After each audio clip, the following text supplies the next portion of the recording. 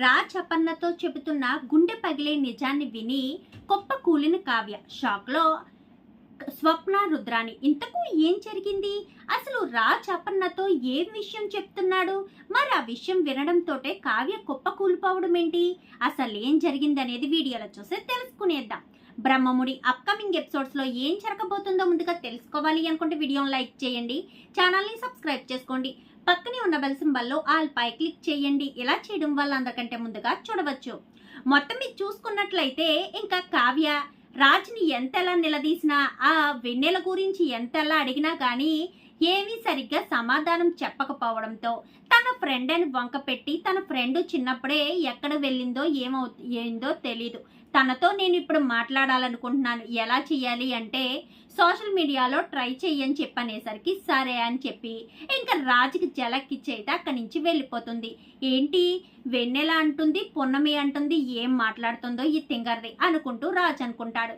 ఇంకా కావ్య అయితే వెళ్ళి వెన్నెల కోసం ఎంతలా ప్రయత్నించినా కానీ ఎటువంటి ప్రయత్నం లేకపోవడంతో ఏం చేయాలో అర్థం కాని పరిస్థితి అయితే వస్తుంది.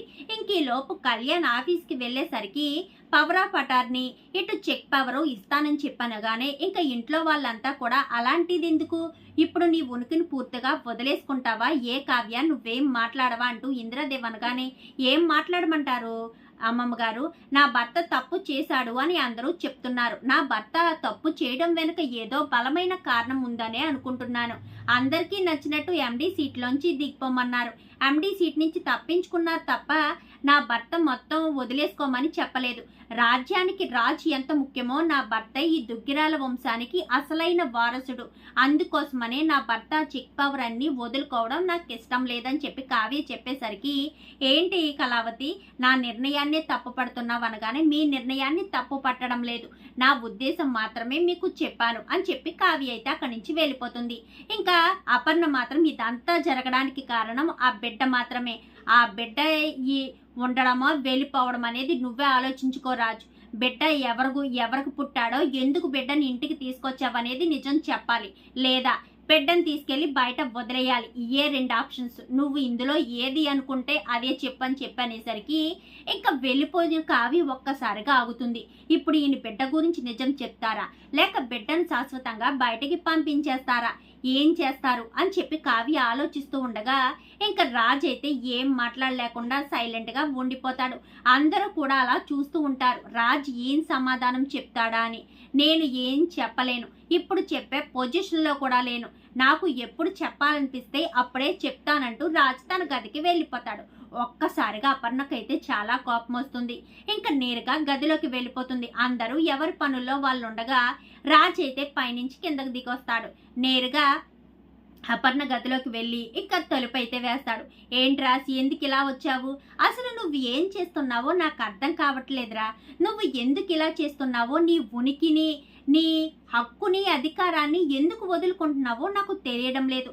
ఎవరో బిడ్డను తీసుకొచ్చావు, ఆ బిడ్డ నా రక్తమే, నా వారసుడే, ఇంటి వారసుడు అంటూ చెప్పుకొచ్చావు, అసలు నువ్వు ఏం తప్పు చేసావని, నువ్వు నిజంగా తప్పు చేస్తావా, తప్పు చేసేవాడివా అని చెప్పనగానే ఏమ్మా నీ పెంపకం మీద నీకు నమ్మకం లేదా, నీ కొడుకు ఎలాంటి వాడో నీకు తెలియదా ఏంటి, నేను చేసిన తప్పుకి కావ్యను బలి తీసుకోవడం ఇష్టం లేకే నేను ఇలా చెయ్యాల్సి వచ్చింది అని చెప్పనేసరికి, అంటే నువ్వు అని చెప్పనేసరికి నువ్వు అనుకున్నదేమీ నీ కొడుకు చేయలేదమ్మా, నీ పరువుని పోగొట్టే పని నీ కొడుకు ఎప్పటికీ చేయడు, ఎందుకంటే నీ పెంపకం మీద నాకు అంత నమ్మకం ఉంది, అలాగే నీ పెంపకం మీద నీకు కూడా నమ్మకం పెట్టుకో, నేను ఒక బిడ్డను తీసుకొచ్చాను అంటే ఆ బిడ్డ నాకే పుట్టాడు అని నువ్వెందుకు అనుకోవాలి, నేను చేసిన తప్పుకి ప్రాయశ్చిత్తంగానే బిడ్డను ఇంటికి తీసుకొచ్చాను, ఆ రోజు నేను ఏం జరిగిందంటే కావ్య నాకు విడాకుల కాగితాల మీద సంతకాలు పెట్టి ఇచ్చేసింది, నిజానికి కావ్యను నాకు వదులుకోవడం ఇష్టం లేదు, కళావతితో కలిసి బ్రతకాలనే ఉంది, కానీ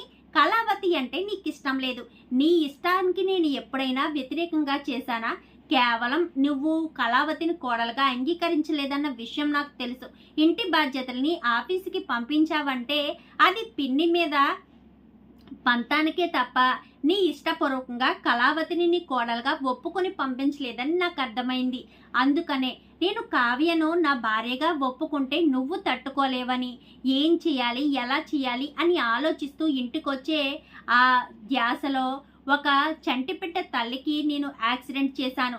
ఆ చంటిబిడ్డ తల్లి అక్కడికక్కడే మరణించింది. ఆవిడికి వెనక ముందు ఎవరూ లేరు. ఏం చేయాలి? ఏం చేయలేని పరిస్థితి. ఏం చేయమంటావు? ఇంకా పోలీస్ వాళ్ళకి అంతా వివరంగా చెప్పాను. బిడ్డ బాధ్యత నాది, నేను చూసుకోకుండా చేశాను అని చెప్పి ఇంకా వాళ్ళ దగ్గర మేనేజ్ చేసి బిడ్డని ఇంటికి తీసుకొచ్చాను. నేను ఒక అనాథ బిడ్డని ఇంటికి తీసుకొచ్చానని, యాక్సిడెంట్ చేయడానికి గల కారణం అంటే కావ్య మీద ప్రేమతోటే, కావ్యను వదులుకోలేను అనే ఆలోచనలతోటే యాక్సిడెంట్ చేశాను అంటే కావ్య దృష్టిలో నేను చులకనైపోనా? అందుకోసమని నాకు ఏం చేయాలో అర్థం కాక బిడ్డని ఇంటికి తీసుకొచ్చాను. అంతే తప్ప నీ కొడుకు తప్పు చేయలేదమ్మా. తప్పు చేయడు. తప్పు చేసేలా నీ కొడుకు నువ్వు అలా పెంచలేదు. ఎదుటి వ్యక్తికి సహాయం చేసి ఎదుటి వ్యక్తికి న్యాయం చెప్పే నీ కొడుకు తప్పు చేస్తాడని ఎలా అనుకున్నావు? నువ్వు నన్ను అందరిలో అన్నేసి మాటలన్నా కానీ నాకు బాధ కలగలేదు.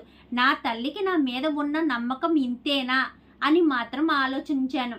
అంటే నా తల్లి నీ కొడుకుని తప్పు చేశాను అని నమ్మిందా? నిజంగా మా అమ్మ నేను తప్పు చేశానని అనుకుందా అని ఆలోచించాను.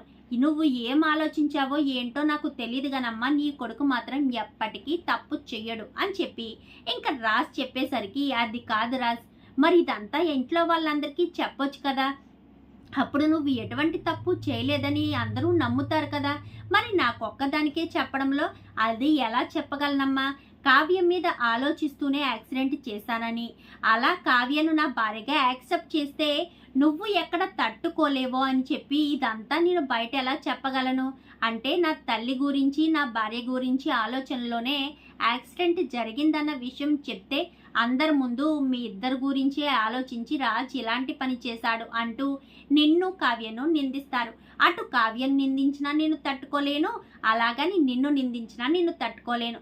అందుకే మీ ఇద్దరిను నిందల పాలు కాకుండా ఉండాలని ఆ నేరం నా మీద వేసుకుని నేనే అందరితో మాటలు పడుతున్నానే తప్ప మీకు ఎటువంటి మాట రానివ్వలేను అని చెప్పి రాజ్ మాట్లాడుతూ ఉంటాడు. ఒక్కసారిగా అపర్ణకైతే కళ్ళల్లోంచి నీళ్ళు వస్తూ ఉంటాయి. ఇంకా బాబు అయితే ఏడుస్తూ ఉండేసరికి ఏరి ఎక్కడికి వెళ్ళిపోయారు? బాబుకు జ్వరం కూడా వచ్చినట్టుంది, ఒకసారి హాస్పిటల్కి తీసుకువెళ్తే బాగుంటుంది అని చెప్పి ఇంకా కావ్య అయితే గబగబా బాబుని తీసుకుని వచ్చేసరికి లోపల నుంచి అయితే రాజ్ మాటలు వినిపిస్తూ ఉంటాయి. ఇంకా తలుపు కొడదాం అనుకునే లోపే రాజ్ మాట్లాడిన ప్రతి మాట కూడా కావ్య వింటుంది. అంటే నా భర్త యాక్సిడెంట్ చేర్పించడానికి ఒక రకంగా కారణం నేను, నన్ను భార్యగా యాక్సెప్ట్ చేయకపోవడానికి కారణం మా అత్తయ్య. మా అత్తయ్య నన్ను కోడలుగా అంగీకరించలేదు కాబట్టి నా భర్త కూడా తన మనసులోని ప్రేమను తన మనసులోనే దాచేసుకున్నారు. అంటే ఈ బిడ్డకు తల్లి లేకుండా చేసింది నేనేనన్నమాట.